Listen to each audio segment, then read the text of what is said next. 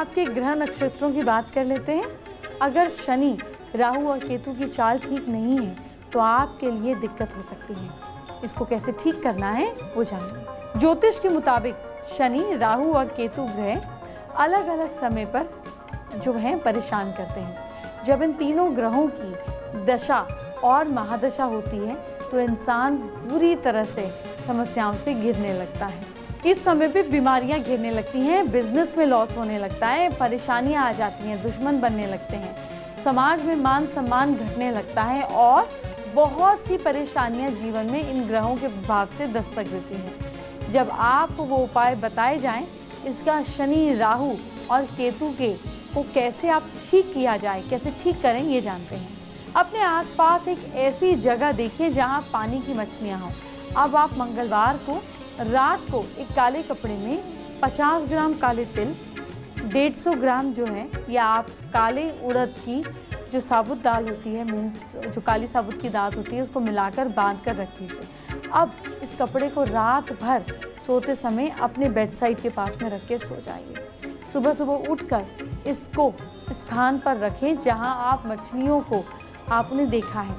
अब इस कपड़े में से काले तिल और उड़द की दाल को आप थोड़ा थोड़ा करके पानी में डाल दें। ये मछलियों के खाने का सामान है जिसको आपको डाल देना है। जैसे ही मछलियाँ इस सामान को खाने लगेंगी, समझो आपके दोष खत्म होने लगेंगे। इस प्रयोग को आप 3 मंगलवार को करिए, यानी कि शनि, राहु और केतु दोषों को एक साथ शांत करने का ये बहुत ही असरदार कारगर उपाय है। आप भी इन ग्रहों की पीड़ित हैं, अगर प्रॉब्लम दे रहे हैं तो ये उपाय कर सकते हैं और लाभ उठा सकते हैं। मुझे बताइए कि आप भी पतंग उड़ाते हैं? अगर नहीं उड़ाते हैं तो ज़रूर उड़ाइए, क्योंकि इस पतंग से आपके कई संकटों का समाधान छिपा है। वो क्या है, आइए बताती हूँ। अगर भाग्य साथ नहीं दे रहा है, जो आपका भाग्यांक है उतने पतंग खरीदिए और उन्हें पूरे विश्वास के साथ सोचकर उड़ाइए कि इनके उड़ने से आपका भाग्योदय होगा। पतंग जैसे जैसे ऊपर जाए, आप सोच में भी उतने ही ऊपर और पॉजिटिव हो जाइए।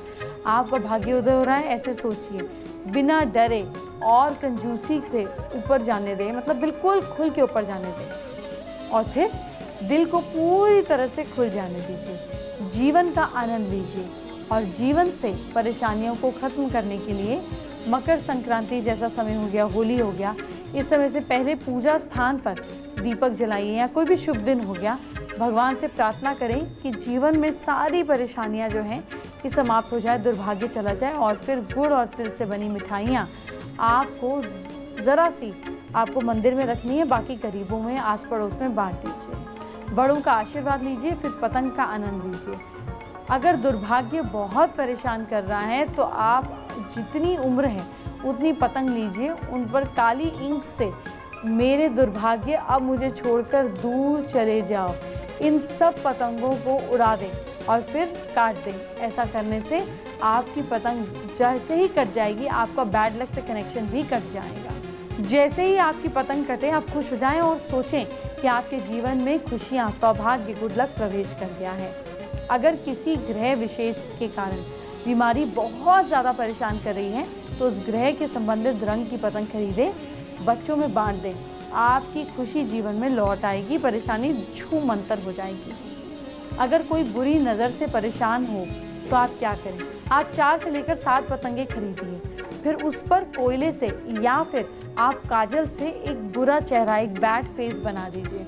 अब दूर तक इस चेहरे को उड़ाकर इस पतंग को काट दें या फिर आप डोर को तोड़ दें। अगर पूरा परिवार किसी खास वजह से परेशान है तो रात को पतंग उड़ा के ऊंचाई पर जाने से तोड़ देना अच्छा रहेगा।